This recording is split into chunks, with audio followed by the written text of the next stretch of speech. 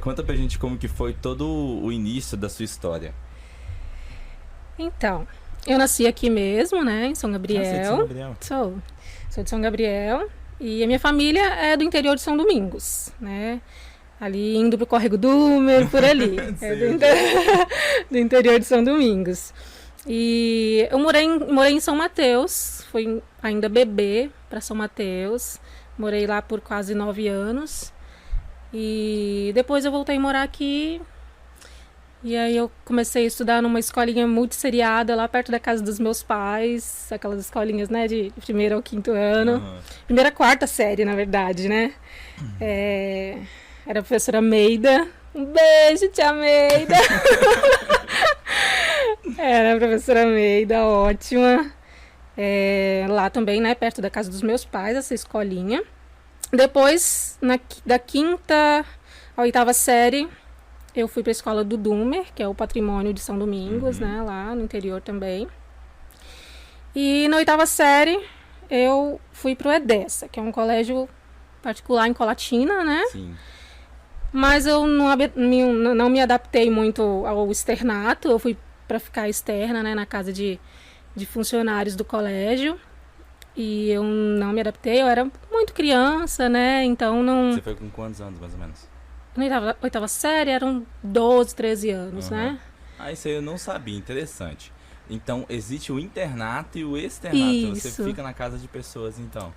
O externato, ou você mora perto do colégio e quer morar e quer estudar lá, né? Uhum.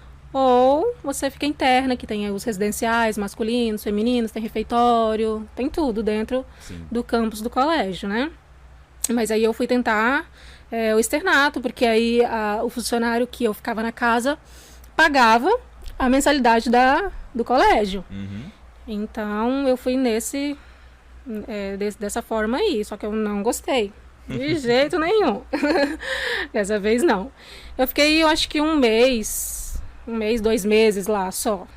E aí eu voltei e continuei estudando na escola do Dúmer. Depois, o primeiro ano eu fiz parte aqui em São Gabriel. Parte do primeiro ano eu fiz aqui em São Gabriel e parte em São Domingos, na escola estadual de lá. E depois, no segundo ano do ensino médio, eu fui para dessa de novo. Fui tentar de novo. Aí eu já tava, né, mais crescidinha, mais madura quanto a isso, mas eu fui tentar o internato dessa vez, né? Uma vibe diferente agora, porque o externato não deu muito certo. Aí eu fui ficar interna, né, morar dentro do colégio mesmo. Eu consegui uma bolsa, então eu trabalhava dentro do colégio. E para ajudar, né? Pagar a mensalidade do Seu ensino médio, né? meu ensino médio. Isso. Foram os melhores anos da minha vida, eu falo. É dessa. Foram, assim, experiências inesquecíveis, amizades inesquecíveis. Eu amadureci muito ali como pessoa, como mulher. Adolescentes, vão pra dessa. Vão, porque é uma experiência incrível. Eu Incrível creio que mesmo. você deve ser muito bacana, né? Assim, em alguns momentos, né? A gente vai acabar falando sobre o Watch também, né, Wesley? Sim, Perdão, a gente sempre chama de Watch porque é uma coisa da empresa, né? sim, sim. Então, assim, e ele contou algumas coisinhas muito breves, né? Como ele também trabalhou lá e tal. Sim. Aí ele comentando sobre ter que, né, capinar o lugar, preparar a comida e tudo mais. Então, com toda certeza, isso faz um bem uma danado pro experiência adolescente, né? Que não ótima. sabe de muita coisa. Sim. Então, foi dessa, né, que eu conheci o Wesley. Que no colégio não era nem Wesley nem Oti, era Pato. Ele vai me matar? Mas, sim. Ele vai me matar. Então, você quer saber como foi isso, né? Com toda certeza. O Wesley é de São Paulo, né? Ele estava dessa desde a 7ª série. Ele era da mesma sala que eu. Terrível, perturbado, engraçado, bagunceiro, inteligente, lindo. Eu detestava ele. Detestava. E aí, já tá estudando com ele no segundo ano, né? E na metade do terceiro ano, ele me chamou pra ir num jantar do Dia dos Namorados. Do nada. Direto, assim, né? Não, do nada. Nem passava pela minha cabeça. A gente não tinha afinidade, não conversava, nem nada, assim, só dentro da sala, o básico, né? Mas eu acho que ele levou um bolo de outra menina e ele deve ter me chamado de última hora. Eu vou querer saber disso depois em off, eu vou perguntar pra ele. Ele vai confirmar. Mas aí a escola promovia esse evento, né, de jantar dos namorados num restaurante no centro de Colatina. E não era só casal de namorados que ia, tipo, podia fazer um casal de amigos e ir, né? Então ele me convidou, eu pensei 1000 vezes, porque eu não ia mesmo com a cara dele.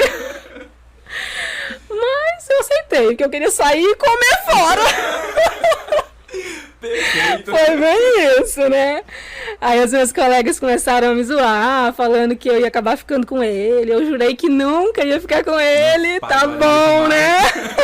Paguei a língua. Mas ele me beijou no jantar. E 2 meses depois de muita conversa, né? Que aí a gente começou a conversar a partir dali. A gente começou a namorar.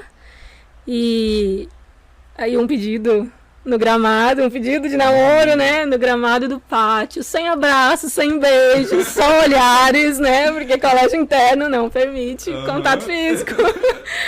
Adolescentes de hoje nunca entenderão. Nunca vou entender isso. Mas isso aí foi bonitinho.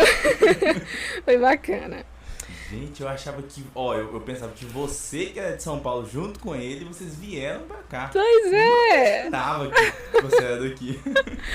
Pois é.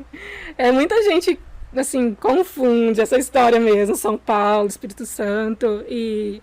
Como a gente se conheceu, né? Também ele de lá veio pra cá, eu fui pra lá de novo, eu trouxe ele pra cá de novo. Uma confusão boa. Mas aí a gente começou a namorar no final do ensino médio, né? E aí depois de 4 meses que a gente começou a namorar, foi em agosto, o ensino médio acabou, né? E aí o namorado voltou pra São Paulo e eu fiquei chorando as pitangas aqui. A gente continuou namorando à distância e eu comecei uma saga de tentar conseguir bolsa no NASP, né? Que é o Centro Universitário Adventista de São Paulo. Eu já queria ir pra lá antes de namorar ele, mas agora eu tava muito mais empolgada, né? Tava bem empolgada. Bom, eu tinha prestado vestibular aqui, né, no Espírito Santo, mas aí eu já tava bem afim de ir pra lá, né, nessa época. Por que será? Então, mas eu tentei conseguir a bolsa no NASP, até conseguir, né? Eu tentei até conseguir. Eu tinha colocado opções na inscrição do vestibular do NASP, era biologia, fisioterapia e psicologia. Nada a ver com o que você faz hoje. Quer dizer, faz um pouco, né? Pois é, cadê a nutrição, né? Eu tinha prestado vestibular para terapia ocupacional e biomedicina aqui e biologia no NASP, né? Aí que entra aquela questão de uma seguidora minha que me perguntou, fez uma perguntinha lá na caixinha, como que eu soube que queria fazer nutrição. Isso. Eu não soube, né? A resposta, eu não soube. A nutrição que me escolheu, eu falo. Porque eu tinha essas opções, né? Na inscrição eu coloquei biologia, fisioterapia, psicologia.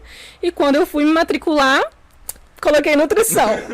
Super decidida ela, né? Por isso que eu falo que a nutrição me escolheu. Mas a bolsa que eu tava tentando, né, e eu consegui, eu precisava, porque não tinha a mínima condição de pagar a mensalidade total do curso. E aí eu consegui a bolsa, eu trabalhava na faculdade para pagar, né, a parte da mensalidade. No início eu morava dentro da faculdade, e no segundo ano da faculdade eu decidi morar fora do campus. E aí começaram os perrengues. Os perrengues de universitária, morando sozinha, entre aspas, né? Porque eu morei em 3 casas diferentes. As 2 primeiras morava com mais 4 meninas. E na última foi eu e mais 2 meninas. Isso é bem desafiador. Eu imagino. Né?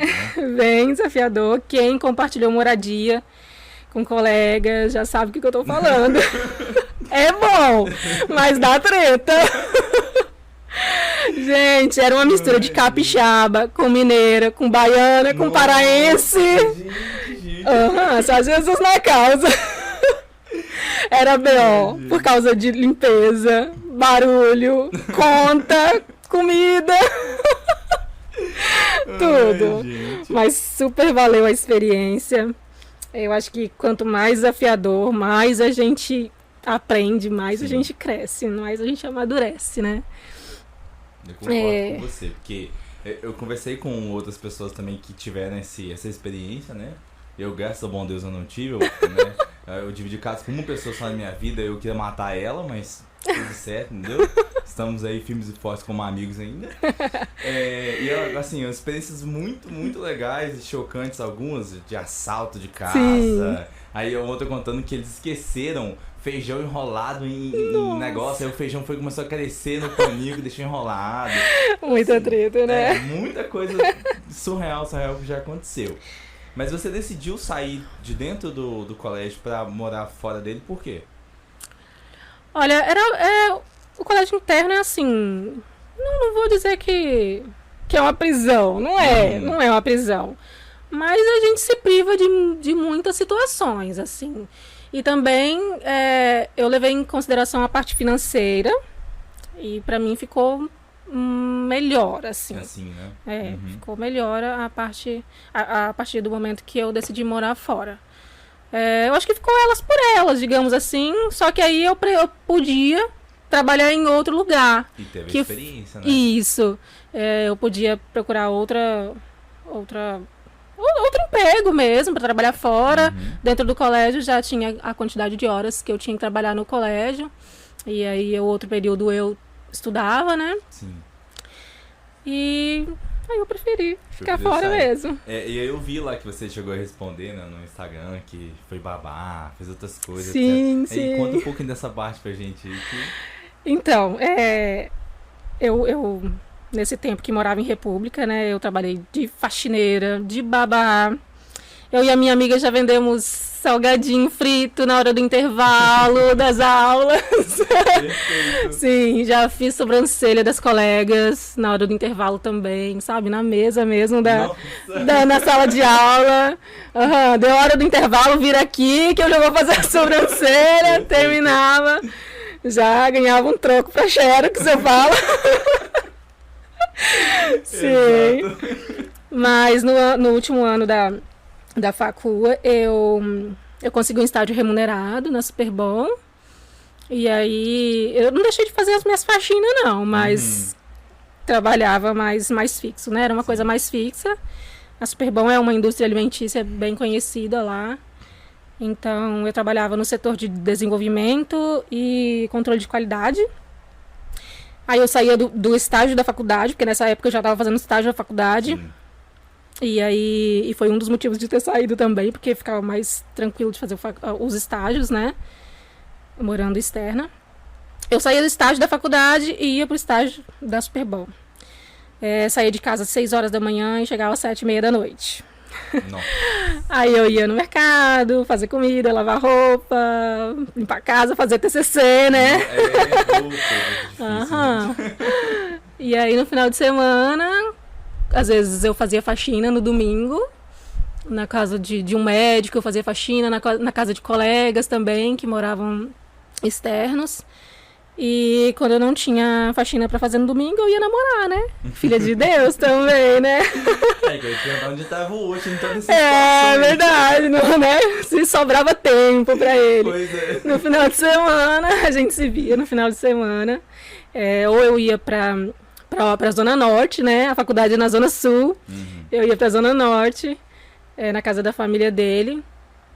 E às vezes ele ia lá em casa também, onde a gente morava, né? Na Zona Sul. Eu e a minha amiga, que é amiga até hoje, voltando do estágio. E a gente achou R$90 no chão, gente! Pensa! Igual um pinto no lixo.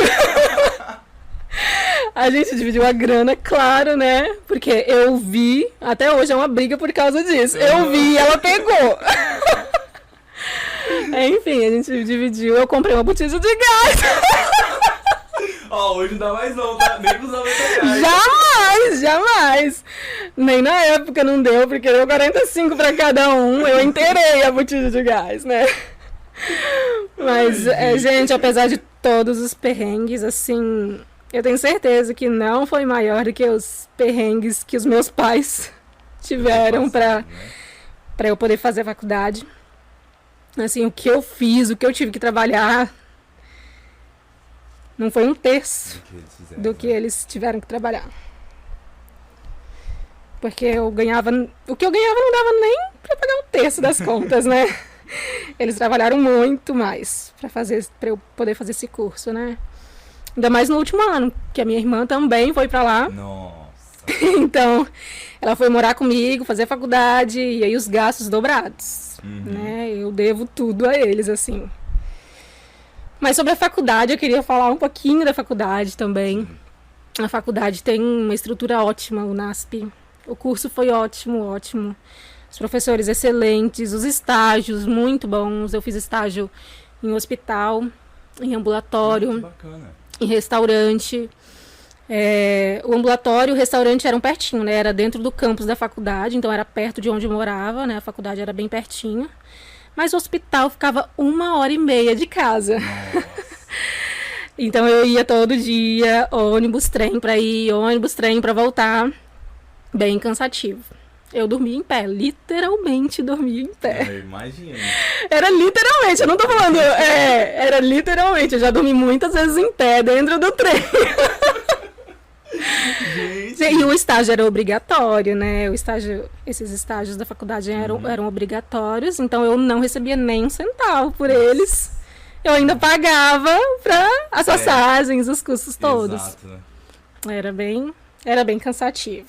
Acho que foram um dos meus maiores desafios, assim, para morar em São Paulo, foi essa questão da distância, a correria, o trânsito e o frio também, gente. Não gosto de frio não, tá? Olha, o frio do Espírito Santo eu gosto. Eu não gosto desse calorão que a gente tá aqui não, mas o frio de São Paulo é surreal. Ai, não gosto não. Acho que ano passado, como teve essa frente fria toda, aí muita gente ficava postando, aí lá tava sempre, né? 5 graus, 2 graus, 3 graus. Gente, surreal. Saía às 6 horas da manhã, colocava um monte de blusa, calça, tênis. Tênis? Eu colocava às 6 horas da manhã e tirava 7 horas da noite todo dia. Nossa. Todo dia. Eu não sabia o que era colocar uma sandália, uma Havaianas, igual a gente usa aqui. Gente, não, era muito frio mesmo. Surreal. E lá na NASP que você O conhecia, NASP. O NASP, né? Não, o NASP é onde também tem, onde fica o curso de música. 2012, né? Dezembro de 2012. Aí eu me casei em São Paulo, em dezembro de 2012 também, né? Foi tudo muito intenso, né, gente? Dia 12 de 12 de 2012. Não tem, essa data não tem como não. A gente se casou no civil. E aí eu recebi uma proposta de emprego aqui no Espírito Santo, numa prefeitura de uma cidade vizinha aqui. E aí eu e o Wesley decidimos morar aqui. E aí teve o casamento no religioso também, dia 10 de 2 de 2013, né? Semana que vem fazem 9 anos. E foi aqui já, né? O religioso foi aqui. Isso, já foi aqui. E a respeito da Med Saúde, né? A respeito da Med Saúde e a respeito você ser responsável pela nutrição dos nossos pequenos, né? Sim. Como que foi como que você descobriu que tinha, você já pesquisava já, tipo, né, assim, numa situação, meu Deus, preciso de um emprego e me estabilizar um pouco mais pra gente poder construir nossa vida aqui em São Gabriel. E aí, nesse processo aí, né, foi quando você já estava nessa outra empresa que era de quê mesmo? Esqueci, quando você veio pra cá? Era uma indústria de produtos naturais, né? A indústria de produtos naturais. Como que você resolveu? Você, não, agora eu vou procurar uma outra coisa pra sair, ou só apareceu o concurso? Não, apareceu o processo seletivo, né? E como era mais na minha área, assim, né? Era na minha área também, o controle de qualidade da indústria, mas não era bem o que eu queria seguir. Fazer. Isso, não era disso que eu queria trabalhar. Então, eu agarrei o processo seletivo e não tinha muita experiência na área, mas hoje eu amo, adoro o que eu faço. E como é um trabalho de meio período, então eu decidi atender também no outro período do dia, né? Então eu atendo em clínica. Mas foi assim, para ter essa experiência. Eu acho que não foi tanto não foi por questão financeira, na verdade, entendi. mas foi porque eu queria mesmo ter essa experiência de atender, de ajudar, entendeu? De servir mesmo. Eu imagino, porque assim, eu vou te acompanhando, vendo lá, as pessoas agradecendo e tudo mais.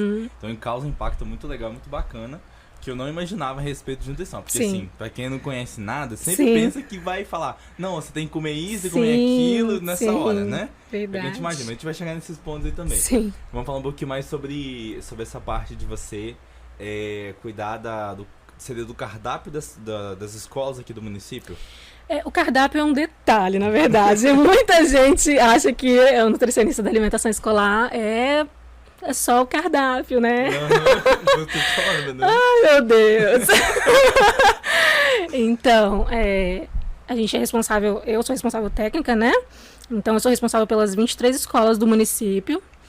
Então, treinamento de merendeiras. Eu acho que quem me acompanhou nos últimos dias aí, a gente estava fazendo um treinamento bem bacana com as merendeiras. E cardápio é um detalhe mesmo, a gente faz todo o processo de compras, né? Lógico que tem outras pessoas que nos auxiliam nessa parte mais administrativa e burocrática, mas a gente está à frente de todos os processos. Conselho de alimentação escolar, né? A gente tem um conselho que é composto por alguns membros da sociedade, então isso eles acompanham, fiscalizam, investigam todo esse programa da alimentação escolar.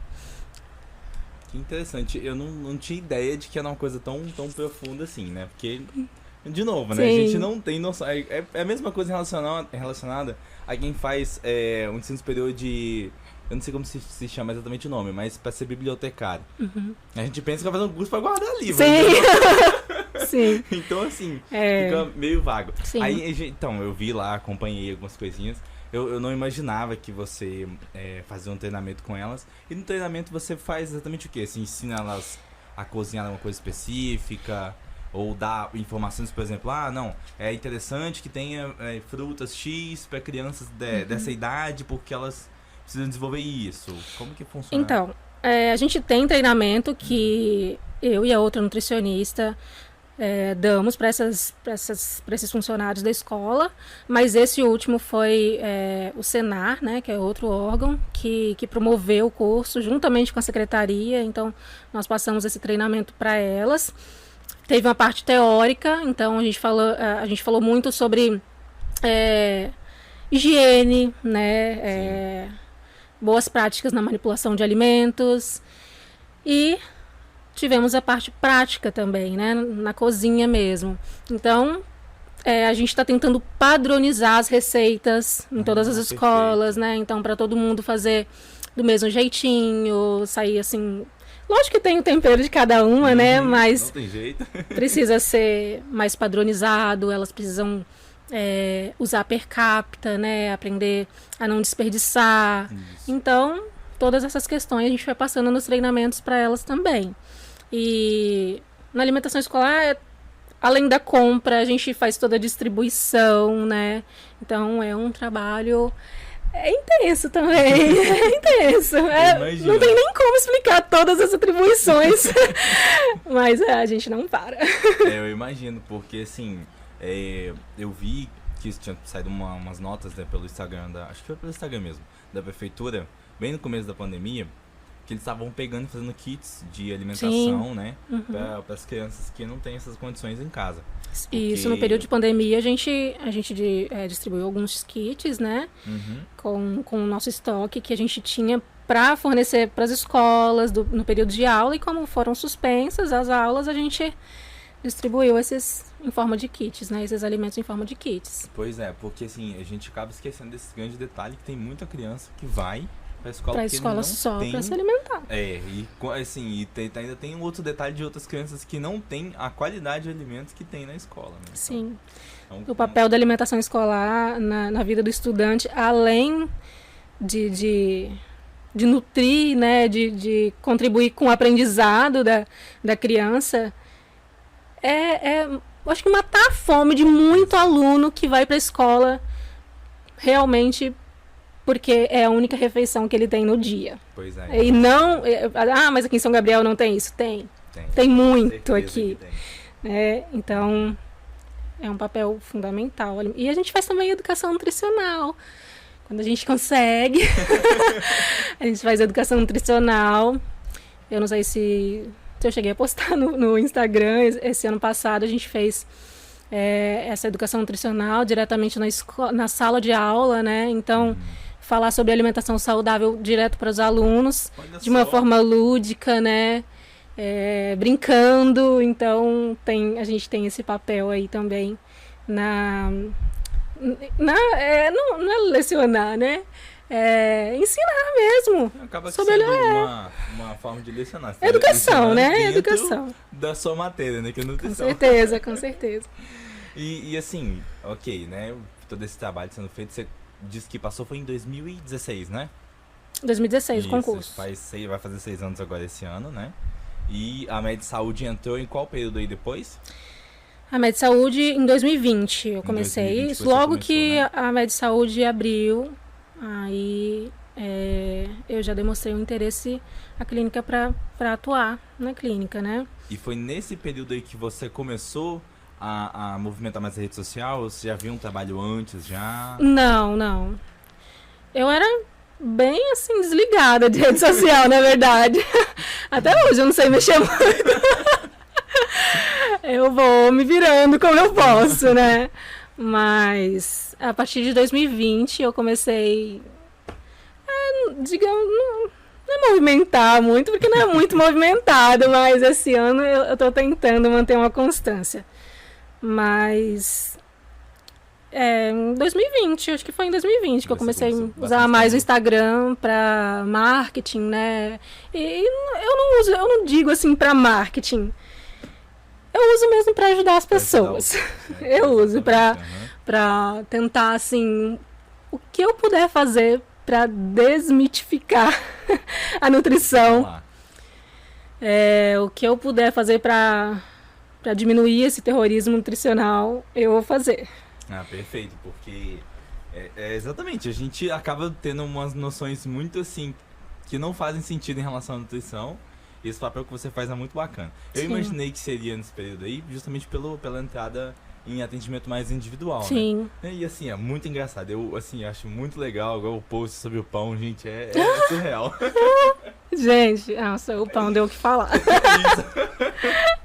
Se você quiser, inclusive, aproveitar que eu já falei sobre o pão, quiser comentar sobre o pão... Não, vamos deixar pra depois. Tem muita coisa pra falar. Tem uma pergunta, que eu acho que tá bem na hora, assim, de falar sobre essa pergunta da seguidora. Ela perguntou como que eu decidi não trabalhar com dietas. Posso falar agora? Pode, posso? Então, quando eu comecei a atender, né, eu trabalhava com dietas, entre aspas, porque não era assim... Eu nunca trabalhei com dieta restritiva, dessas malucas, né, que a gente vê por aí. Mas eu percebi que a forma que eu trabalhava ainda não me agradava, sabe? Porque eu vi que os pacientes não seguiam dieta, e mesmo que não era uma dieta tão restritiva, né? Quando eu vi que os resultados eram temporários e que não havia uma real mudança de comportamento e de hábito, era alguma coisa assim bem forçada, mais sofrida, digamos assim. E aí eu fui criando dúvidas sobre isso na minha cabeça, e aí eu comecei a estudar, olhando estatísticas, tipo 95% de chance de fracasso, 5% de chance de sucesso com dietas, é muito pouco. Exatamente. Né? Então isso significa que 95% das pessoas que fazem dietas vão voltar a ganhar o peso depois, né? Ou o mesmo que estava antes, ou até mais. Então, essa relação com a comida que as pessoas levavam, o medo de comer, né? A culpa que sentiam quando saíam da dieta, isso não me fazia bem. Não me fazia bem. E aí eu comecei a estudar o comportamento alimentar. E aí eu me encontrei aqui. Isso foi em 2019, que eu comecei a estudar o comportamento alimentar. E aí eu me encontrei.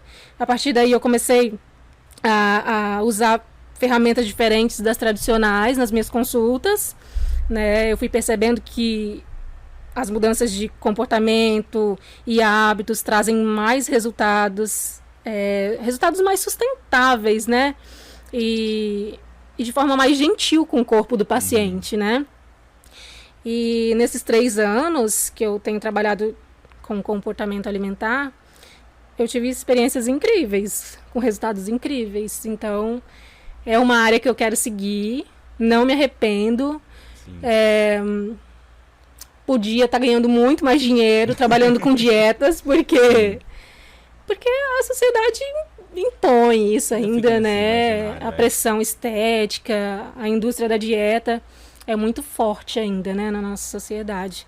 Mas eu falo pro Wesley, eu não me vendo para isso, não me vendo.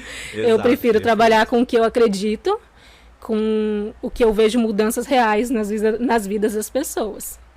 Isso é perfeito, porque assim, a gente sempre teve exatamente isso, essa pressão em relação a essa indústria, de que tem que ser assim, é desse jeito, é restritivo, não pode fazer. Então, assim, eu tenho certeza que uma galera não deve fazer, justamente por esse fato, porque fala assim, não, eu sei que eu não vou seguir essas regras, então eu não vou nem tentar. E se soubesse de uma segunda via, que é uma via muito mais bacana de assim, é o seu comportamento alimentar que importa, você tem que entender como ele funciona, aí ok. O problema maior é o imediatismo, né? As pessoas estão muito imediatistas, então elas querem emagrecer para ontem, elas querem resultado para ontem. Impossível. E mudança de comportamento alimentar, mudança de hábito, não é de um dia para o outro, né? É algo que leva tempo. Mudar a sua relação com a comida, mudar a sua relação com o corpo, mudar hábitos de uma vida inteira, leva tempo. Eu imagino, porque eu não tinha o hábito de comer coisas saudáveis, né? Assim, não é que é nesse tanto também, né? Sim. Mas assim, era só ali o arroz, feijão, uma batata frita, uma carne frita, um assado, coisa assim. Não ligava muito pra nada de legumes e vegetais no geral, né? Até que eu tive alguns problemas de saúde, e aí eu falei, eu odeio mais o hospital do que comer uma comida que seja sem sal e sem gosto. Sim, a motivação aí. Não vai por bem, vai por mal, às vezes é assim. Exatamente, entendeu? Então, assim, tive que focar mais em relação a isso aí, e eu acho legal porque você enxerga como eu em relação a isso. E eu até falei esses dias com a nossa cozinha lá, ela sempre fica brava com isso. Porque quando eu vou olhar lá assim, que eu vejo as coisas verdinhas, eu falo que é matinho, né?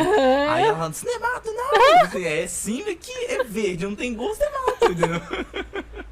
Ai, gente, você já comeu mato, Luan? Pra saber que não tem gosto. Alface. Esse tipo de mato só. Tão gostosinho. Então, assim, mas eu faço mais pra provocar ela mesmo, né? Então, assim, foi aprendendo a comer coisas saudáveis, porque eu tenho, assim, se deixar o meu hábito alimentar de uma criança, tem que ser colorido e doce. Se tiver nesse padrão aí, pra mim, é perfeito, entendeu? Mas eu acho que quando parte, assim, do amor próprio, de uma motivação interna e não da obrigação, fica bem mais fácil. Acho que foi até por causa disso, né? Porque assim, eu assim, por mais que eu não tenha uma vida, como que eu posso dizer? Por mais que eu tenha uma vida sedentária, né? Que eu ainda vou mudar isso algum dia, não sei quando. Amém. Já comecei pelo alimento, né?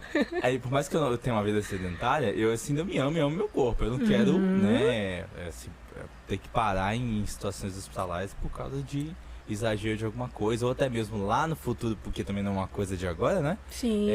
Tá corpo estragado por ter comido sempre coisa besteira e não ter focado um pouquinho em relação a essa alimentação um pouco mais saudável. Vale a pena, né? Cuidar do nosso corpo, a nossa casa. Pois é, exato. E assim, teve uma pergunta que você fez uma vez que eu achei muito legal, que você podia até dar alguns exemplos aí de algumas pessoas que são histórias, né, que você pegou. Quando você abriu a caixinha de perguntas e perguntou assim, quem aqui já teve algum comentário a respeito do seu corpo, né, alguém comentando, e a pessoa não sabia o motivo por trás, né? Então, tipo, você nossa, emagreceu, né? Só que na verdade foi porque a pessoa foi traída, ou o contrário, né? Sim. Então, os elogios, né? Isso, os elogios ao corpo. Entre aspas aí, eu sempre estou nessa tecla no Instagram, né? Sobre elogiar o corpo magro, as críticas e comentários ao corpo gordo, né? Isso. E eu não me recordo bem como foi a caixinha de perguntas. Você lembra melhor? Foi assim. Me explica melhor. A pessoa tinha opinado sobre o corpo da outra pessoa, alguém, né, opinando, né? E aí Sim. a história por trás é uma história ruim e a pessoa não sabia. Acontece muito. Entendeu? E Tem um post sobre isso, que eu falo algumas situações que algumas pessoas elogiam o emagrecimento da outra pessoa, né? E por trás daquele emagrecimento, há sofrimento, a morte, né? Às vezes a pessoa está de luto e outra pessoa, nossa, mas você emagreceu tanto, tá tão bonita, não sei o quê. E a pessoa mal sabe que a pessoa está sofrendo um luto, né? Está sofrendo um divórcio, enfim, tantas situações, está sofrendo um transtorno alimentar, né? Bem comum isso, e quanto mais as pessoas elogiam o emagrecimento, mais você induz a pessoa a continuar com as ações que ela está tendo, né? Se ela está restringindo severamente sua alimentação, ela vai continuar restringindo, né? Para ela continuar bonita, entre aspas, né? Como as pessoas elogiam o corpo magro, né? O emagrecimento. Isso. Então, realmente, não concordo com elogios ao corpo magro, ao emagrecimento principalmente, né? Isso, e você, assim, você poderia contar algum caso que você já teve, né? De alguma paciente sua que chegou, não se resolver, mas, por exemplo, o paciente chegou, né? Eu vim aqui para fazer um acompanhamento, aí a pessoa, né, com todas as coisas que foram jogadas sobre elas, achando que ela tinha que fazer uma dieta restritiva, e no final você descobriu que ela comia daquele jeito, sei lá, exemplo, porque os pais pressionavam muito em relação aos estudos. Nossa, acontece muito, pressão dos pais. Já atendi alguns pacientes que sofrem muito por pressão dos pais, por pressão do marido, ou da mulher, né, do cônjuge, no caso, porque também tem muita questão, né, de transtorno alimentar no meio masculino também, né? A gente acha que é só com mulher, mas a gente tem esses distúrbios alimentares também. Mas eu preciso de um tempo para lembrar de alguém específico assim para poder assim falar. Não vou, lógico, quebrar o sigilo do paciente, mas para te dar um exemplo, uma vez uma paciente foi acompanhada da mãe na consulta, e era uma adulta já, e ela ficou praticamente assim, quieta a consulta, a mãe respondia mais por ela. Mãe, gente. Exatamente. Eu lembrei dela agora aqui, mas aí a mãe saiu e ela ficou, e aí ela começou a falar e a chorar, porque eu percebi que a pressão era muito por conta da mãe, era desde pequena essa pressão, e ela já tinha feito diversas dietas restritivas por conta dessa pressão. E quando ela começou a fazer dieta restritiva, ela não era gorda, não era uma pessoa gorda, e ela adquiriu o sobrepeso por causa de dietas restritivas, o que acontece muito, as pessoas acham que não, mas dieta restritiva também leva ao ganho de peso, né? E na consulta ela se encontrava com sobrepeso, ela já não sabia mais como lidar com aquela pressão, e quando é da família, fica muito mais difícil, porque você não quer magoar a família. Então, ela tinha essa questão de que não queria magoar a mãe. E a mãe, assim, muito severa, não deixava ela comer arroz, não deixava ela comer pão. Então, ela ficava super em cima, assim, criticando mesmo. Eu achei, assim, muito difícil aquela situação. Mas eu tentei fazer as consultas só com ela das outras vezes, né? Para eu poder conversar melhor com ela.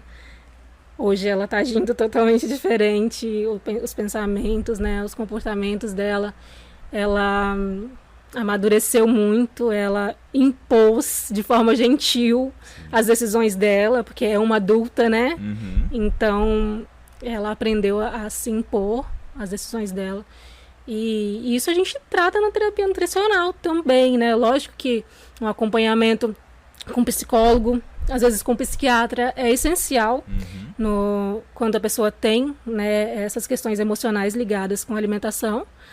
Mas já na terapia nutricional a gente conversa bastante sobre essa situação também. E já tive, assim, experiências de pacientes deixarem de tomar medicações bem fortes, assim, né? Medicações para ansiedade. E falando em ansiedade, acho que 90% dos pacientes que eu atendo têm questões com ansiedade, fazem tratamento com ansiolíticos.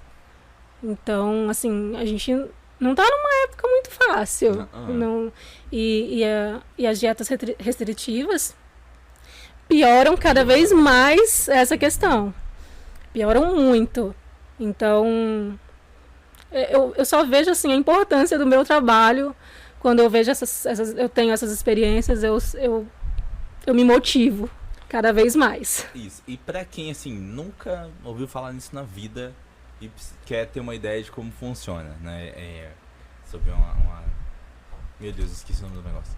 Terapia nutricional. Nutricional, isso. Isso. Pessoa que nunca ouviu falar nisso, né? Vamos colocar aí a pessoa que é cheia daquelas situações que são impostas a elas, entende que funciona, na verdade, a dieta restritiva e tudo mais. O que espera ela quando ela chegar no consultório e for falar com você? Muita conversa e da minha parte muita escuta, né? Então, o que comer? Mas como comer? Com quem comer? De que forma comer? Entendeu? Então, como comer, às vezes não, é tão importante quanto o que comer, tá? Então, às vezes o tratamento tradicional, né, a nutrição tradicional, ela visa muito o alimento, né, o que comer. Já na nutrição comportamental, além do que comer, da qualidade nutricional, lógico que tem, né, a gente também trabalha o comportamento alimentar em volta desse alimento, né, como a pessoa come, todo o contexto em volta da alimentação da pessoa. Entendi. Então ela consegue fazer esse processo a partir daí, para que as coisas tenham sentido para ela, e ela começa então o processo de, como que eu posso dizer, de melhor saúde. Isso, né? melhorar a relação com a comida, Isso. né? A gente usa esse termo, assim, melhorar essa relação com a comida, esse medo dos alimentos, né? Essa dicotomia dos alimentos entre o vilão e o mocinho, né? Então a gente trabalha essa questão aí também. E aí as pessoas deixam de ter medo, deixam de ter culpa quando entram em contato com esses alimentos que elas demonizaram a vida inteira, né? Então... Tadinho do arroz do pão. Tadinhos, né? São os mais vilões, assim. Coitadinhos. Tão gostosinhos. Exatamente. Mas é um trabalho muito bacana. Eu imagino. Porque faz muito sentido. Assim, por exemplo, eu sei o quanto que o café me afeta. Então, quando eu tomo café, eu sei que eu não consigo dormir dentro do horário que eu gostaria de dormir. Porque eu tenho a tendência de querer acordar cedo, então, por consequência, tem que dormir cedo, né? Mas se eu tomo café, ou alguma coisa que tenha derivado disso, eu só vou dormir lá para 11, meia-noite, né? As pessoas geralmente falam, não, isso não tem nada a ver, eu tomo café e eu durmo normal. Como se os organismos fossem todos iguais, né? Funcionassem iguaizinhos. Eu sempre falo assim, então pare de tomar, então, pra você ver o que acontece. Então, assim, acho que foi ano passado, se eu não me engano. Eu sempre faço temporadas de ficar assim, 2, 3 meses sem tomar café, pelo menos uma vez por ano. Sempre faço isso. Aí eu resolvi começar a fazer a troca agora do café por outra coisa, que é o chá. E como a minha cabeça é uma cabeça de criança em relação à comida, eu não sei tomar chá sem açúcar, entendeu? Tem que ter açúcar no chá, entendeu? Senão, meu cérebro começa a falar pro estômago, mata, remédio, o estômago começa a rosnar já assim, não dá, entendeu? Tem que colocar um açúcar no chá. Aí eu troquei, né? Então eu já consigo ver a diferença em relação a isso. Só que é uma coisa que faz sentido pra mim. Sim. Então, quando você fala a respeito de ter uma conversa com as pessoas... Individualidade, né? Isso. A gente tem que tratar o indivíduo... É personalizado o atendimento, né? Não tem como... Não é tirar uma dieta da gaveta e dar para todos os pacientes que entrarem. Então, a gente trabalha de forma individualizada. Até porque a gente precisa saber o contexto, a cultura do paciente, as condições, tanto financeira quanto a rotina do paciente, né? E a gente trabalhar a causa de tudo, a origem de tudo. Então, não adianta eu atender um paciente a falar, toma aqui essa dieta, você vai fazer isso, e aí o paciente vai, não consegue fazer, eu falo, a culpa é sua, né? Porque você que não conseguiu fazer essa dieta, né? Como a dieta tá perfeita. Se você não conseguiu, é falta de vontade, falta de força de vontade, né? Falta de foco. Toda aquela ladainha. E aí a culpa sempre é do paciente, né? Só que a culpa é da dieta. Porque a dieta é restritiva, né? Porque eu tô falando de dietas restritivas, né? Dieta é o conjunto de alimentos que a gente ingere, né? A palavra dieta, o significado é isso, é o conjunto de alimentos que a gente ingere. Mas é dieta restritiva. Quando eu falo que eu não trabalho com dietas, se refere a dietas restritivas aí. Tem uma pergunta aqui, Luan. Não sei se a gente pode passar já para algumas perguntas. Tem uma pergunta de uma seguidora minha que colocou na caixinha perguntando aqui, você tem alguma pós-graduação? Eu tenho pós de nutrição humana, vigilância sanitária e qualidade dos alimentos. Posso passar para a próxima? Pode sim. Você se arrependeu de ter feito o curso de nutrição? Se você não tivesse feito nutrição, faria o quê? É a pergunta da seguidora aqui. Não é um arrependimento, mas se tivesse como, eu faria medicina. Já não é uma realidade, eu acho que atual, assim, mas eu sempre tive vontade, assim, de... Você sempre quis esse negócio de ficar cortando os outros? Não, na verdade não foi sempre, não, mas acho que depois que eu fiz a faculdade, aí eu fiquei mais em contato com essa parte no estágio do hospital, e aí eu me vi fazendo algo parecido, mas antes não me via, não. Não, gente, ó. O estágio no hospital foi legal, mas eu tive uma experiência na UTI bem assim... Tensa ou legal? Bem tensa. Eu fiquei meio que traumatizada. E falava, gente, nunca que eu vou fazer medicina, nunca que eu faria medicina. Queremos contar com E aí, depois, quando eu terminei o estágio, eu falava, nossa, que legal, eu acho que eu quero fazer medicina. Desse jeito. Mas você quer contar pra gente qual foi essa experiência tensa que você teve? Ai, gente, foi uma intubação de emergência. Nossa.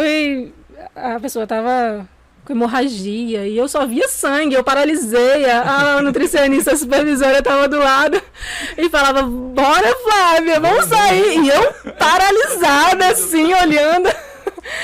Foi bem tenso, assim. Então, isso é uma coisa que eu sempre soube que eu nunca fiz na minha vida, que era nada relacionado à saúde, qualquer coisa relacionada à saúde. Sério? Que é engraçado, né? Porque hoje eu trabalho no sistema para saúde. Sim. Porque, assim, eu já sabia disso antes, pelos fatos de poucos acidentes que eu tive na minha vida de machucar, né? E aí quase desmaiar vendo meu próprio sangue. Mas isso ficou mais forte depois, no terceiro ano de ensino médio, que eu, assim, do lado da minha cadeira, da minha carteira, né? Tinha um rapaz que estava tendo cólica renal.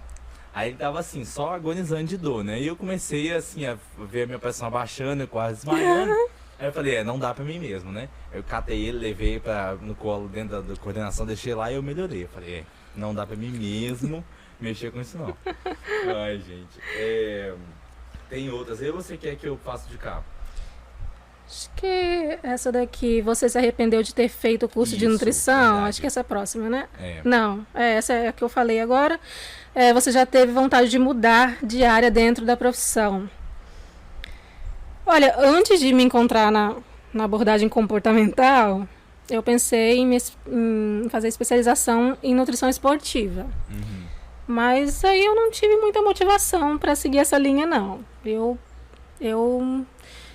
me senti mais motivada com a nutrição comportamental mesmo. Se encontrou, aí Me encontrei, exatamente. Agora, Acho que agora tem o da Aline. tem mais perguntas aí, o que é que eu faço de cá? Pode fazer.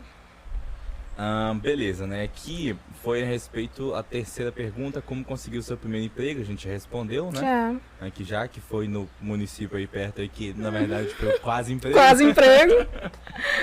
O emprego foi aqui mesmo com a indústria gente, aqui. Eu sempre esqueço o nome de produtos naturais. Isso. Você trabalhou em algum outro lugar sem ser a clínica, no caso foi a indústria e também nos colégios, né? Isso. Aí, é isso aí, engraçado. Você fica em algum colégio, qual é o lugar que você fica na prefeitura em relação a trabalhar para a prefeitura? Tem o setor de alimentação escolar dentro do depósito. Antes era na Secretaria de Educação mesmo. E agora a gente montou um setor de alimentação escolar dentro do depósito de merenda, né? E a gente fica fica lá no setor e também fazendo as visitas, né? De acompanhamento nas escolas. Isso, perfeito. Essa daqui é uma que eu tenho curiosidade. De novo, né? Das coisas que a gente sempre escuta aleatoriamente aí, de tudo relacionado à indústria da dieta em si, né? Posso ficar mais de 3 horas sem comer? Ou preciso realmente comer de 3 em 3 horas? Se passar disso, tem que comer tudo de uma vez? Sim. Questão de compensar, né? Então, o estoque vai latir agora mesmo, né? Não existe uma regra, né, de comer de 3 em 3 horas.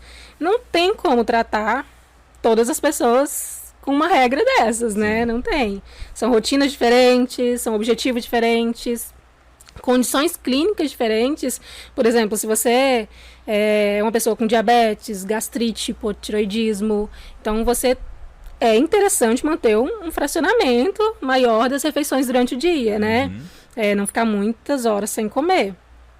Mas se você toma café da manhã 7 horas da manhã e tem um horário de almoço às 11, tá ok. Não precisa de compensar isso na hora do almoço, né? Porque ficou 4 horas sem comer, né? Agora, se você tem a oportunidade de fazer um lanchinho breve no meio da manhã, ótimo. A gente usa isso como uma estratégia nutricional para que você não chegue até a refeição, né? A próxima refeição, com muita fome e acabe exagerando, compensando, né? Que é até faz parte da pergunta aí, se tem que compensar. O objetivo é esse, não compensar. Não compensar, não exagerar, né? O segredo tá em escutar os sinais do corpo, sinal de fome, de saciedade, né? Se você sente fome no intervalo das refeições, come uma fruta, faz um lanche, né? Você não fica segurando xixi mais de 3 horas, porque não está na hora de fazer xixi. Fome também é um sinal fisiológico, a gente precisa respeitar, né? Então, é nesse sentido. Não tem como tratar todos os pacientes, todas as pessoas da mesma forma, com uma regra de 3 em 3. Perfeito. A Ariadne perguntou assim, substituição de refeição funciona? Exemplo, o shake. Não, Ariadne. Se alimentar vai muito além do que ingerir nutrientes e calorias, né? A gente sabe da importância de estar ali, aquele momento de se alimentar, né? De mastigar mesmo, de contemplar até as cores do prato, né? O cheiro, a textura. Isso tudo tem uma importância na relação com a comida que você cria, né? Então, eu acho que sempre que você vai mudar um hábito, né, fazer alguma mudança de hábito, você tem que fazer uma pergunta para você. Vou fazer isso pro resto da vida? Exato. Ponto. Você quer tomar o shake o resto da vida? Você quer ficar sem comer arroz o resto da vida? Tadinho do arroz. Você quer cortar o pão pro resto? Se essa mudança, você não se vê fazendo isso por muitos anos ou pelo resto da vida, o resultado também não vai ser sustentável. O resultado vai durar o tempo que a mudança, né? que aquela ação durar, né? Então, não faz muito sentido. Agora, se você algum dia não tá a fim de jantar e quiser fazer um shake natural lá, bater umas coisas e tomar o shake, tá ok. Mas que não vire uma rotina, né? E não é uma estratégia boa para emagrecimento sustentável, não é. É porque entra de novo na ideia da dieta restritiva, né? Sim. Mas se você ficar fazendo, pode ser um tiro pela culatra e você Exatamente. acabar comendo a mais ainda. Ou vai ser, como você disse, dentro daquele período ali. Depois que você parar de fazer, acabou. Exatamente. Aí, o pão agora, tadinho do pão. Eu não sabia da tapioca, não. Tapioca e pão. Por que existe tanta discussão a respeito desses dois? A Ariadna também perguntou. Eu também não sei não, Ariadna, por que surge tanta discussão com o pão e com a tapioca, gente? Ambos, né, podem fazer parte de uma alimentação saudável, são do mesmo grupo alimentar, nenhum engorda, nem emagrece, né? Não existe um alimento isolado que te faz engordar ou emagrecer. Tudo depende de um contexto geral. Pessoas que não entendem, né, de nutrição acabam demonizando o pão e substituindo por tapioca. Eu falo que é uma estratégia burra de emagrecimento. Coloca um pi aí na gravação agora. Eu acho, porque um pão, né, um pãozinho francês, 50 gramas de pão francês, tem aí umas 150 calorias. Umas 2 colheres de tapioca tem umas 170 calorias. Então, não faz muito sentido. Se a gente tem que ter um déficit calórico para o emagrecimento, eu acho que é em relação ao emagrecimento que ela está perguntando, né? Então, o pão também tem mais proteína, tem menos carboidrato, tem mais fibras. Então, a qualidade nutricional do pão é melhor. Sim. E sim, eu acho uma estratégia nutricional que muitos profissionais usam, né? E não existe comprovação de que essa estratégia é melhor do que um déficit calórico com porcentagem de macronutrientes dentro do adequado. Não existe. Então, eu não vejo benefícios. Vejo alguns malefícios até. Perfeito. A próxima... Tem uma sobre chá? Sobre chá? A Aline fez uma sobre chá. Tem Não, uma aqui. Tem algum alimento ou chá que ajuda a dar mais energia e disposição para acordar cedo? Da Aline. Isso. Aline, não existe um alimento, um chá milagroso, não. Olha, para acordar mais disposta, é um contexto geral, né? Precisa dormir mais cedo, um consumo adequado de carboidratos, que, como eu disse, é a nossa principal fonte de energia, né? Então, se você tem um baixo consumo de carboidrato, você pode sim ficar sem energia, ficar indisposta, ficar mal-humorada, inclusive. Então, se o nosso cérebro depende de glicose e a glicose vem do carboidrato, então a gente vai ficar lenta. A gente vai ficar lento. Tá escutando. Tudo lento. Perfeito. Então, acho que vale a pena investigar a origem, né, o motivo. Aí a próxima pergunta dela fazia sentido em relação a isso, né? Que devo comer após quebrar um jejum de 16 horas. Não dá, aí é demais. Essa daqui a gente meio que já respondeu enquanto conversávamos, né? O que devo comer após que... Não, meu Deus. Ansiedade prejudica no emagrecimento? Aí a gente já entendeu que é um contexto comportamental e é óbvio que vai prejudicar tanto no emagrecimento quanto para quem... Como eu falei também, existem os extremos. Às vezes a pessoa ansiosa não consegue comer e às vezes a pessoa ansiosa come em excesso. Exato. Isso, come em excesso. Que é demais para mim nem sempre é demais para o outro. Tem uma pergunta da Suene aqui também. Da Suene, pode fazer isso. Como você imagina a garotada, né, as crianças, daqui a alguns anos? Porque elas vivem comendo besteiras, entre aspas aí. Ainda bem que ela colocou entre aspas, porque eu não gosto de usar esse termo, né? Mas eu acredito que ela tenha se referido aos alimentos industrializados, né, ultraprocessados.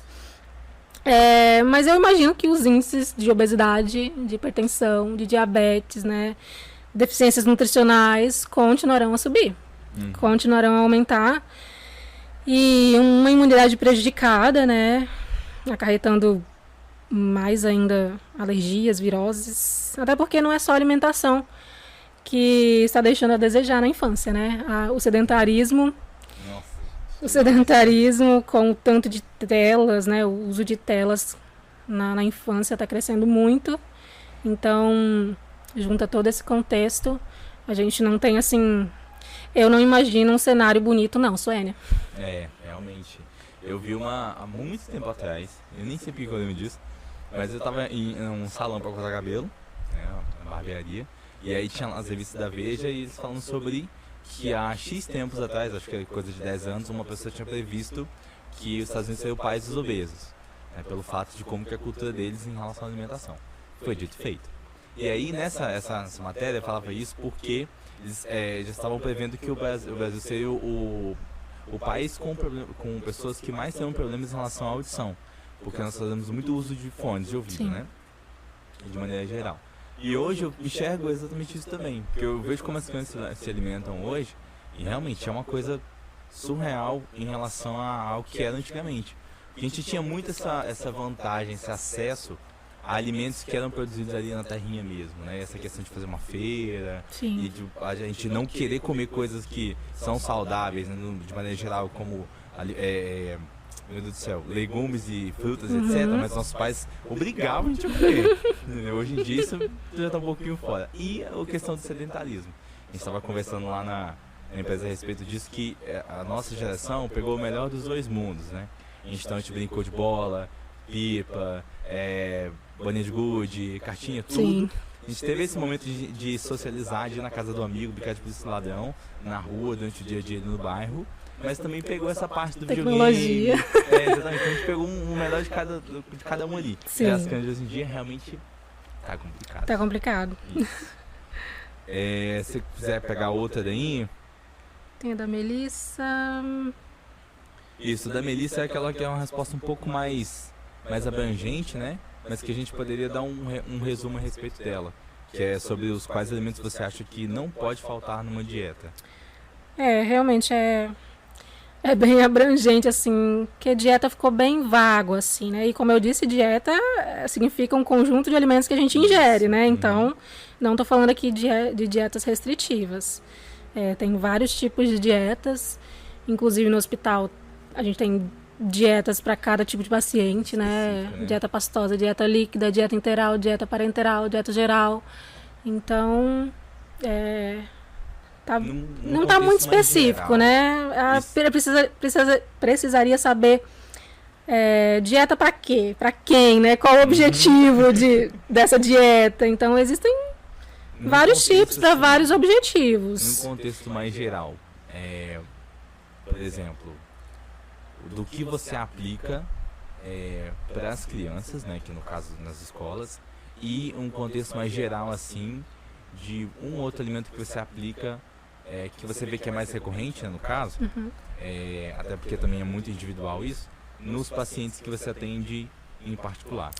Então, no comportamento alimentar, a gente tenta, na abordagem comportamental, a gente tenta neutralizar os alimentos, para que não tenha aquela categoria de permitidos e proibidos. Sim. Isso eu estou falando dentro do contexto de dietas restritivas, né? Não entra ao mérito religião, nem nada disso. Sim. E nem entra restrições que você tomou de forma consciente, né? Como eu também não como alguns alimentos, não tomo algumas bebidas, porque eu decidi isso e pronto, né? Não é algo que me faz falta, não é algo que eu restringo, não é sacrificante, né? Como algumas pessoas que tiram alguns alimentos que fazem parte da rotina para um objetivo estético ou até porque não tem conhecimento de que não é um vilão, digamos assim, né? Então, agora, em relação à dieta saudável, digamos assim, né? Uma alimentação saudável, a gente sempre incentiva a alimentação mais natural possível, né? Evitando alimentos industrializados, né? Eu sempre uso a frase desembale menos, descasque mais, né? Então eu acho que resume bem assim o que comer, um alimento colocar na dieta. Eu acho que o mais natural possível, alimentos integrais, né? Frutas, legumes e o nosso feijão com arroz tão cultural que tem sido tão demonizado aí. Então vamos voltar, gente, a comer feijão com arroz. Eles são uma dupla perfeita, super nutritivas. Essa daqui, pelo nosso contexto, talvez não tenha uma resposta, mas quem sabe algum dia você foi enganado em relação à alimentação. Seria até engraçado. O que você teve que parar de comer que foi mais difícil? A Raquel perguntou. Olha... eu acho que nada. Eu acho que assim, eu nunca... Nem quando eu não trabalhava com dieta restritiva, eu nunca tomei uma decisão de parar de comer algo que fosse sacrificante, assim. Não tem mesmo esse alimento. Eu vou tomar essa pergunta pra mim também, e eu também nunca tive esse tipo de coisa. Sempre assim, eu soube do que fazia mal, né, e tudo mais. Mas quando eu decidisse assim, não quero mais, ou pelo menos durante um tempo eu não quero, sempre foi, sem problema nenhum, entendeu? Que eu acho que entra muito no que você faz com os pacientes, porque eles chegam lá sem entender que aquilo faz sentido. Quando eles começam a entender que faz sentido pra eles, não dói mais, né? Tipo assim, eu tô vendo aqui. É igual você ir lá em casa, eu posso tomar refrigerante, né? Lá em casa, lá, eu soube um refrigerante de uns amigos que trouxeram, que a gente juntou pra comer, né? Fiquei lá no meu suco e eles no refrigerante. Aí tá lá, o refrigerante lá tem quase uma semana que tá lá, eu não joguei ele fora ainda, devia ter jogado. E tá lá, mas não fica assim, meu Deus, minha boca tá secando aqui, doido que não tá mais refrigerante. Não, sim. Super tranquilo em relação a isso. Sim. Esse daqui é legal também, ó. É necessário que um casal, quando pensa em engravidar, faça algum acompanhamento nutricionista ou só a mulher precisa de fazer? A Débora perguntou. Não é obrigatório, mas é interessante, né? Uma nutrição pré-concepção, a gente fala, né? A gente faz um acompanhamento da mulher que quer engravidar e tem uma alimentação legal para isso, né? Também. E durante a gestação também. Então, é legal tanto para gestante ou para mulher que quer engravidar, quanto para o pai também, né? O futuro pai. Interessante. Mas assim, nesse aspecto, assim, você chegou já a atender alguma pessoa grávida lá? Já fizemos. Esse ano passado, eu fiz o atendimento o acompanhamento de uma mãezinha, que agora é mãezinha, mas não era quando ela começou o acompanhamento nutricional, né? A gente fez a nutrição pré-concepção, ela já tinha a intenção de engravidar e ela queria fazer esse acompanhamento para tratar todas as questões alimentares antes de engravidar. E depois de 2 meses ela já engravidou. E a Helena nasceu no dia do aniversário da Júlia. Eu fiquei toda besta. Então acho que é o caso mais recente assim de gestante que eu acompanhei a gravidez inteira. E teve uma gestação saudável, apesar do início assim, enjoos, né, bem conturbado assim, mas engordou pouquíssimo. Então tem esse controle de peso durante o acompanhamento nutricional da gestante, né? É bem bacana. Legal, interessante.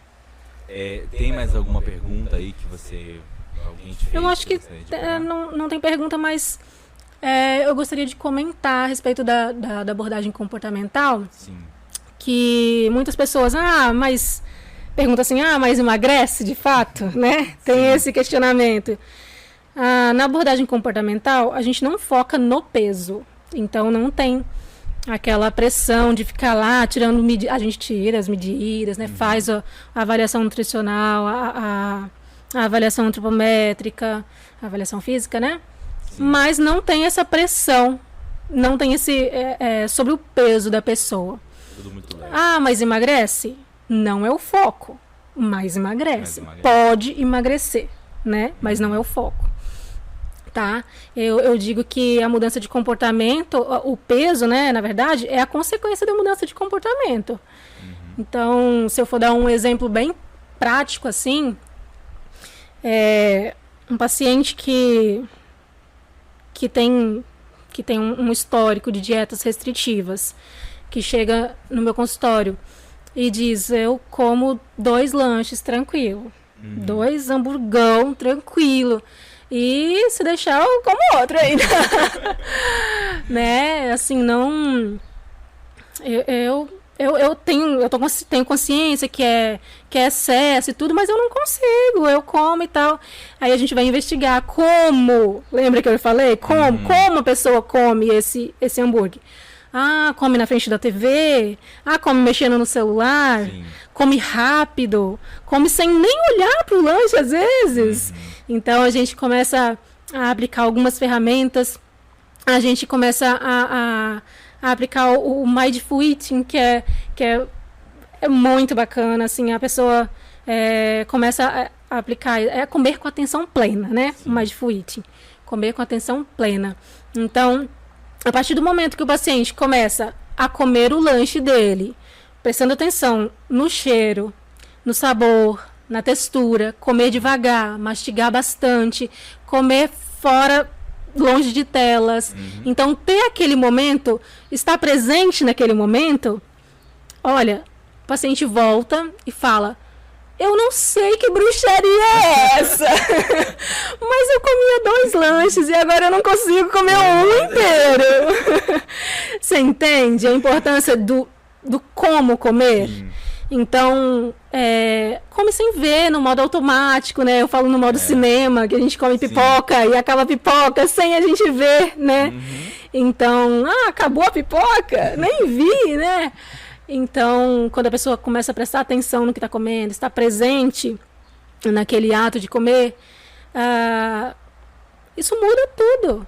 Muda muito. A questão do comer em excesso, né? E emagrece, né? Emagrece respeitando a fome, respeitando a saciedade. Isso é um dos pontos que a gente trabalha muito no comportamento alimentar, que é respeitar os sinais do corpo, né? Sinais de fome, de saciedade. Então, comer quando tem fome e parar de comer quando está satisfeito, quando está saciado também, né? E isso muda muito, porque aí a pessoa para de comer além da necessidade, além do que ela... Mas eu tenho fome toda hora. Tem gente que fala, como que eu vou respeitar minha fome se eu tenho fome toda hora? É fome mesmo? Tem alguma coisa errada aí. Ou é uma fome emocional? E se começar, como você falou, né? Prestar atenção em todos os aspectos da comida enquanto estiver fazendo isso. Será que vai ser toda hora mesmo que vai ter fome? Isso. Eu ouço muito isso. Mas eu tenho fome toda hora. Se eu for respeitar minha fome, eu vou comer o dia inteiro. Não é assim. A gente tem que verificar se a alimentação está rica em fibras, está rica em proteínas. Então, isso causa mais saciedade por mais tempo, né? Então, ela não vai ficar sentindo fome toda hora. Então, a qualidade nutricional é importante, sim. Agora, será que é fome mesmo? Ou será que tem um sentimento, uma emoção ligada àquela fome, aquele sentimento de fome, né? Então, às vezes, não é sempre fome fisiológica. No comportamento alimentar, a gente ensina o paciente a diferenciar os tipos de fome, né? Da fisiológica, da emocional, os diversos tipos de fome. A gente tem fome até social, né? Porque a gente come sem estar com fome quando a gente sai, às vezes, né? Então, não tem. Você não precisa de estar com fome para você dividir alguma coisa com os colegas quando sai. Não é necessariamente estar com fome. Não precisa, né, de estar com fome para você comer. É uma fome social. E, além de identificar, aprender a lidar com esses tipos de fome. faz muita diferença. Isso faz muito sentido, porque assim, quando eu já tive momentos onde eu comprar um pratinho, né? Sim. Aqui da cidade e tudo mais. E assim, se eu estiver assistindo alguma coisa que me vibra muito, me deixa muito prestando atenção na tela, eu como aquele negócio todinho sozinho sem perceber. Sim. Quando eu pego uma coisa que eu tô assistindo que é uma assim mais ou menos, eu não consigo comer tudo. Eu nunca tinha entendido na minha vida porque isso acontecia. É nítido, né? Pois é muito engraçado isso. É a mesma coisa quando eu vou sair. Quando eu vou sair do meu, eu detesto, eu odeio que as pessoas mexam no telefone quando eu tô em ambiente social. Sim. Comendo e tudo mais. Sim. Então, eu não consigo passar do segundo pedaço de pizza. Lanche é a mesma coisa, é um só e não dá pra poder passar dele, entendeu? Então, realmente, é um negócio bem interessante. Quando a gente viaja assim, eu vou no famoso de verano. É uma lanchonete lá que eles fazem um lanche muito gostoso, muito bom. E assim, é um momento que eu acho que é o lugar onde eu mais quero apreciar a comida que eu tô comendo. Albertchan. Patrocínio aqui, como que é o nome do lugar? Isso. Então, pena que eles ficam muito longe, né? Aí assim, é sensacional, é muito bom mesmo. Ali eu faço propaganda de graça. Toda vez que alguém daqui vai pra lá, eu falo, a gente vai lá, vocês vão gostar, é baratinho. Realmente é barato, o combo é R$20. Olha. E aqui o mais barato aqui de lanche gourmet que eu já vi é 25. Então Sim. assim, e lá é batata, o lanche e o suco ainda. Sim. Mas enfim. Então assim, porque assim, eles fazem de um jeito muito gostoso, acho que faz com muito amor. Sim. Você Mas você precisa de aprender a fazer isso com equilíbrio. E se você não consegue fazer isso com equilíbrio, aí você precisa de realmente um acompanhamento para realmente entender o que está por trás desses exageros, né? Porque não é, aí já foge do mecanismo fisiológico, o exagero, né? Perfeito. E pra gente poder finalizar, 2 perguntas. Quer dizer, acho que meio que é uma pergunta. Existe um negócio, eu acho que na psicologia, que se chama memória afetiva. E nós podemos ter memória afetiva com várias coisas, né? E uma delas, óbvio, é a alimentação, né? A comida específica. Eu tenho com 2, que assim, obviamente é doce. Uma é o pudim, que a minha avó fazia pra mim. Sim. Nunca mais comi um pudim como aquele. E mousse de limão, que a minha tia, né, parte do meu pai faz, que ela pega, na hora de fazer o mousse, ela pega o limão, espreme um limão dentro, né, aí ele fica meio doce, meio azedo, e assim, é perfeito. Isso tem alguma explicação, assim, dentro da nutrição? É uma coisa mais da psicologia mesmo? Então, eu acho que daí a importância da gente realmente entender que comida não é só nutriente. Né? Não é só calorias, não é um amontoado de nutrientes, não é carboidrato. O pão não é carboidrato, pão é pão, né? Não é uma fórmula química. Mas não sei o que, eu como carboidrato. Não, você come pão, você come arroz, vamos dar nome ao alimento, né? Isso é importante. E daí eu acho que a memória afetiva é pra gente lembrar que alimento reúne pessoas. Isso. Alimento é memória afetiva, não tem como fugir disso, né? E por isso a importância de manter uma boa relação com a comida, né? Porque já pensou você comer o pudim com culpa? Exatamente. O pudim da sua avó? Pensa só, gente, que dó. Isso é muito triste, uma pessoa que come aquele alimento que tem uma memória afetiva, né? E come e sente culpa. Isso não... Realmente deve ser... É muito triste. Muito, muito triste. Agora eu entendo um pouco mais por que você fica revoltado com essas dicas. Eu fico, você viu? Perfeito. E a outra, assim, é uma que eu sempre faço pra todo mundo quando finaliza, que é, assim, se uma pessoa que tá com vontade de fazer nutrição, tá pensando meio nisso, no seu caso é nutrição, né? O que você diria pra essa pessoa, assim, pra tentar convencê-la de que não, realmente segue esse caminho porque nutrição vale a pena? Gente, eu assim, igual eu falei, eu não era decidida na nutrição, né? A nutrição me encontrou, na verdade. Eu me apaixonei no decorrer do curso pela nutrição e eu não me vejo sendo outra profissional, não. Eu me vendo fazendo isso assim, pelo resto da vida, igual eu falei, medicina, era uma possibilidade.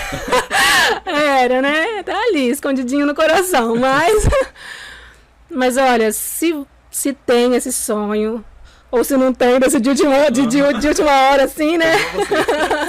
Vou colocar no texto aqui. É um curso maravilhoso, é uma profissão maravilhosa. Eu acho que, olha, as experiências, eu não sei se os outros nutricionistas que trabalham com a nutrição tradicional têm essas experiências que eu tenho tido com o comportamento alimentar, mas eu choro direto. Eu choro direto, os pacientes sabem como que é. Eu não daria para ser psicóloga. Não. Eu realmente entro assim na vida da pessoa e na história da pessoa. E essa coisa de compartilhar a história da vida da pessoa e todo esse sofrimento com dieta restritiva, gente, porque é muito triste. Tem, assim, é o que eu realmente não tô lembrando a experiência aqui pra você agora, mas é cada coisa que a gente ouve. E depois a mudança, quando tem uma alta nutricional, a vida da pessoa, o semblante da pessoa, tudo muda. Então, pra mim é gratificante ser nutricionista dessa área. Eu espero que os outros nutricionistas se sintam como eu me sinto. Porque eu sempre falo, gente, olha, a nutricionista não ganha, né, lá aquelas coisas, igual um médico. Mas não é pelo dinheiro, é pela realização profissional mesmo. É pela diferença que eu vejo na vida das pessoas. Às vezes dá aquela desmotivada, assim. Não é todo mês que é bom, igual, né? Não é a mesma coisa. Mas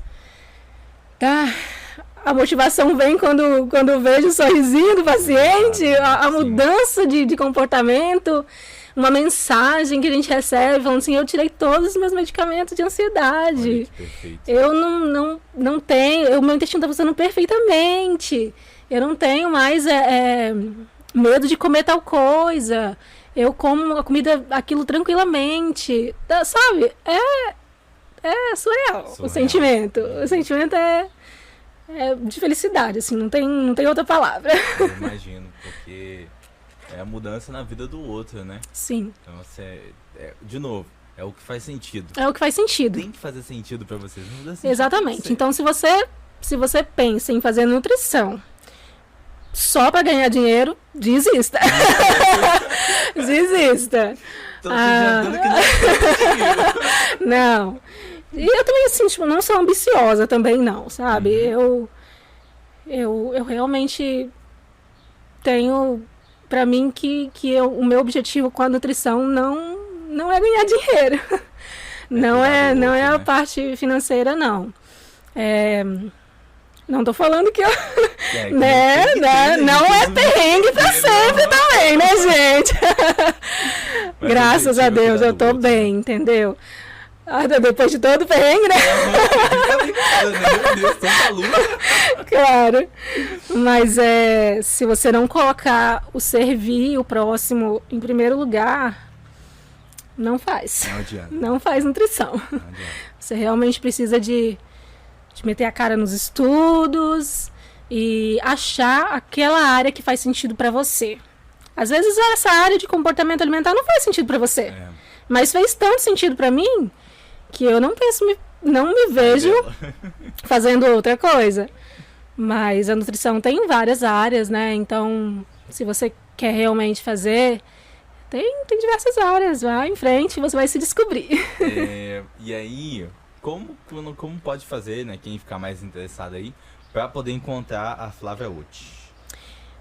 Eu estou no Instagram, né? E arroba. Oh, meu Deus, é arroba mesmo. NutriFláviaOtt. NutriFláviaOtt. Isso, OTT. Com dois T's, Isso, né? arroba NutriFláviaOtt.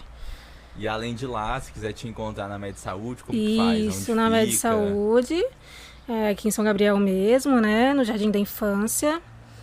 Tem o arroba deles na minha bio, endereço direitinho, telefone. E aí vocês podem me encontrar. Isso. E aí é por eles que você faz também o atendimento relacionado à distância, né, no caso. Ou é uma coisa... Não, é particular. Particular isso, mesmo, né? Isso. Aí pra poder ter esse momento, conversa com você pelo Instagram. Pelo Instagram. Ter contato ali. Isso. Isso, perfeito, perfeito. E tem mais uma última pergunta, que isso aqui tadinha na minha vozinha, tinha que estar vivo pra escutar essa resposta aí. Uhum. Mas eu, assim, fui uma criança enganada, como muitas crianças brasileiras, né? Então é só pra poder você validar essa pergunta, porque você é nutricionista. Mas afinal, comer manga e depois tomar leite faz mal? Não, gente, pelo amor de Deus! Um mito antigo esse, né? Bem antigo. Dizem que esse mito veio da época dos escravos, né? Uhum. Que os senhores disseram que não podia tomar leite, porque tinha muitos pés de manga, então eles comiam muita manga. E aí os senhores não queriam que eles tomassem o leite. Então surgiu daí o não misturar leite com manga, mas não tem nenhum sentido, nenhuma comprovação sobre isso. Ai, perfeito, perfeito. Gente, então é assim que a gente encerra esse podcast. Posso terminar? Posso falar só mais um? Pode, fica à vontade. Eu queria terminar falando que eu tenho muito orgulho da minha história, da minha profissão. Ai, vou chorar.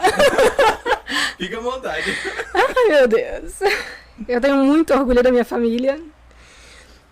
Eu sou eternamente grata por tudo que eles fizeram por mim. Eu tenho realizado meu sonho devagarinho agora. Eu sou muito feliz com tudo que eu conquistei até aqui. A família linda que eu formei. E o principal de tudo, e eu acho que o segredo, não tenho certeza que o segredo de tudo foi sempre confiar em Deus, ter Ele sempre do meu lado, foi essencial. E assim, eu nunca peguei uma recuperação, nunca fui assaltada, nunca passei necessidade, apesar dos perrengues, nunca passei necessidade, nunca sofri nenhum acidente, nenhuma doença na minha vida. Então, Deus sempre foi e é muito bom comigo.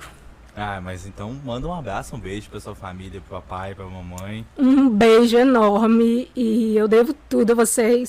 Sou eternamente grata por tudo. A minha família, o Wesley que me apoia, a minha filha linda, um beijo pra todo mundo.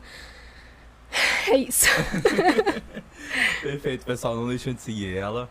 Assim, vocês vão se divertir demais, porque tem uns reels lá que é muito engraçado e que te faz pensar, né? Isso é a melhor parte, que te faz pensar, porque depois você começa... E aí a gente alugou